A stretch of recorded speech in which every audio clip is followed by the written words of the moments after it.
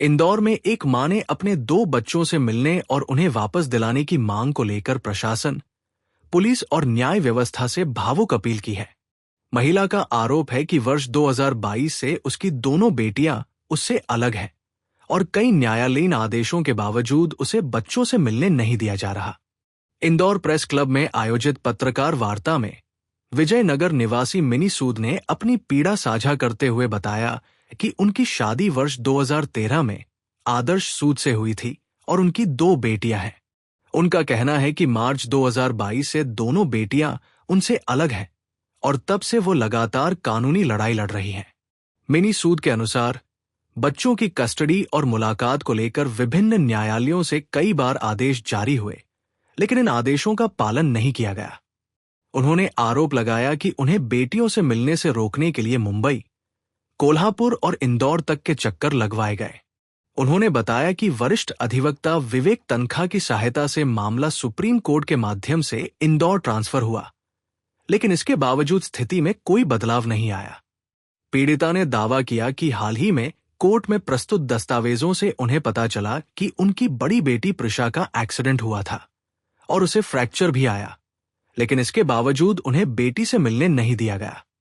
उन्होंने पति आदर्श सूद, जेठ समीर सूद और जेठानी हनी सूद पर बच्चों को उनसे दूर रखने, मानसिक प्रताड़ना देने और न्यायालयीन आदेशों की अवहेलना करने के आरोप लगाए हैं। मिनी सूद ने यह भी आरोप लगाया कि घरेलू हिंसा कानून के तहत मिले आवासीय संरक्षण आदेश के बावजूद उनके ससुराल पक्ष ने घर में तोड़फोड़ की, सामान नष्ट किया और उनकी निजी जिंदगी में दखल दिया। उन्होंने यह भी दावा किया कि घर में उनकी निजता का उल्लंघन किया गया और अब उन्हें अपनी सुरक्षा को लेकर भी चिंता है। महिला ने प्रशासन, पुलिस और महिला आयोग से मांग की है कि न्यायालय के आदेशों का तत्काल पालन कराया जाए, बेटियों को सुरक्षित उनके समक्ष प्रस्तुत किया जाए और पूरे मामले की निष्पक्ष जांच कर दोषियों के खिलाफ कानूनी कार्रवाई की जाए। फिलहाल मामला न्यायालय में विचाराधीन है। श्रीराम, मेरा नाम मिनी सूद है। मैं इंदौर के BF13 स्कीम नंबर 74 में निवास करती हूँ। मेरी 2 बेटियां हैं, प्रिशा सूद उम्र 15 वर्ष, दिवीना सूद उम्र 9 वर्ष, जो पिछले 4.5 साल से मुझसे अलग है। 16 मार्च 2022 तक मेरे बच्चे मेरे ही साथ में रहते थे और सत्यसाई स्कूल में पढ़ते थे। पति के साथ आपसी मतभेद को चलते हुए जब बहुत साल हो गए और कोई निराकरण नहीं निकल रहा था और मेरे पति ने भी मेरे बच्चों से संपर्क खत्म कर लिया था, तो मेरे बच्चों का पिता के प्रति मोह देखते हुए मैं बच्चों के एग्जाम्स खत्म होने के बाद में बच्चों को पिता से मिलवाने के लिए बॉम्बे हमारे पैतृक मकान में लेके गई।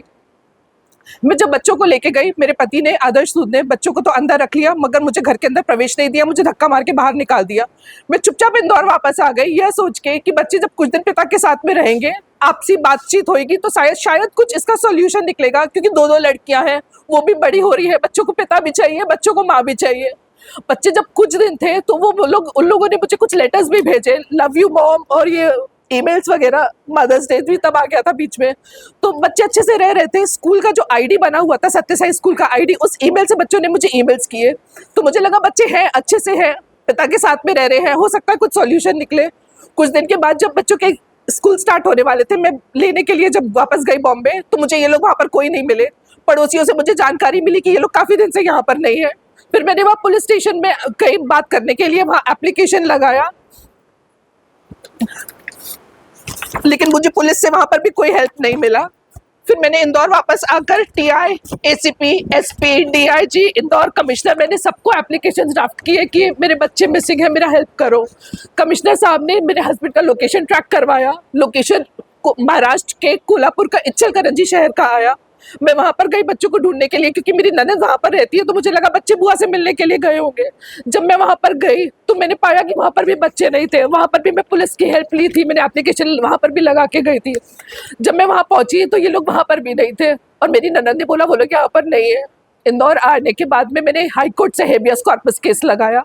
उस केस के पिटीशन के रिप्लाई में कस्टडी के पेपर आए, तब मुझे पता चला बॉम्बे से कस्टडी का केस लग गया है। बच्चे रह रहे थे कोल्हापुर में, केस लगाया था बॉम्बे से, मैं रह रही थी इंदौर में। तो कस्टडी के हेबियस कॉर्पस केस मैंने विड्रॉ किया, जो उसकी याचिका थी वो विड्रॉ करी और कस्टडी केस फॉलो करना स्टार्ट किया।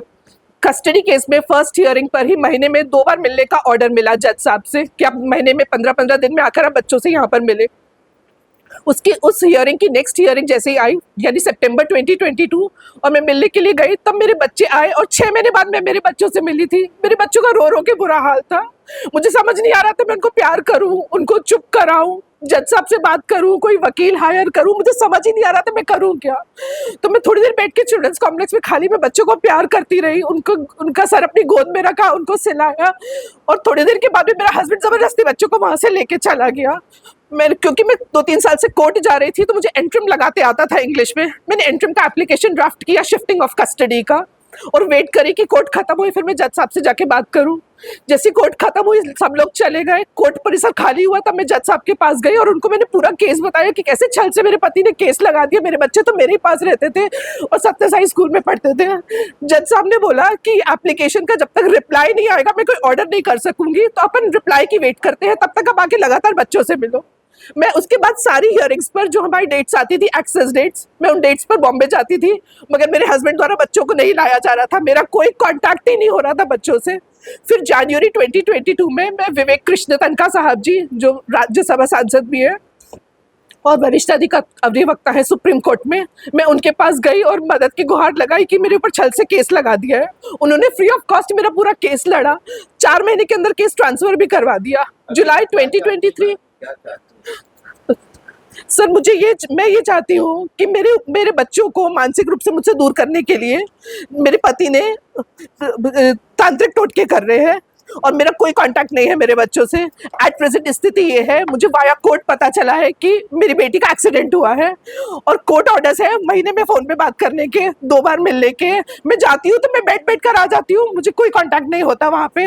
मैं एक बार जज साहब से भी बात करने के लिए गई कि जब कोर्ट ऑर्डर्स है तो हस्बैंड कोर्ट को फॉलो नहीं कर रहा, तो जज साहब का ये कहना है कि फाइल तो यहाँ पर है नहीं, केस वहां पर तो नहीं चल रहा, केस तो इंदौर में चल रहा है। अब मैं वहां पर किससे बात करूं, कोई वकील भी नहीं है। तुम बॉम्बे जाती हो तो बच्चे नहीं मिलते, फोन पर मेरी हस्बैंड बात नहीं कराता। मैंने स्क्रीनशॉट्स जमा करे हैं, इतने रिक्वेस्ट मैसेजेस है, कम से कम 100 ईमेल है कि मेरे बच्चों से बात करा दो, कोई कांटेक्ट नहीं है सर। मैंने लास्ट ईयर हाई कोर्ट में मैंने वापस एक याचिका लगाई एक्सपेडाइट करने की केस, उसमें भी ऑर्डर हो गया कि विद इन कुछ ही समय में ट्रायल कोर्ट इस केस को खत्म करे। अब 1 साल हो रहा है उसको भी, अभी तक सिर्फ बयान हुआ है, क्रॉस पे भी नहीं आया केस। कब क्रॉस होएगा, कब मेरा बयान होएगा, क्रॉस होएगा, कब बच्चों का होएगा, फिर एक 1-1.5 साल फिर खिंचेगा। तो केस तो ऐसे चलता ही जा रहा है ना। इस समय पे मेरे बच्चों को मेरी सख्त जरूरत है। वो 2 लड़कियां हैं, एक 15 साल की हो रही है, एक 9 साल की हो रही है। उनको सबसे ज्यादा भी मेरी जरूरत है, पिता की भी है, पिता का अपना रोल है, माँ का अपना रोल है, लेकिन मुझे मेरे बच्चों से मिलवाया जाए सर।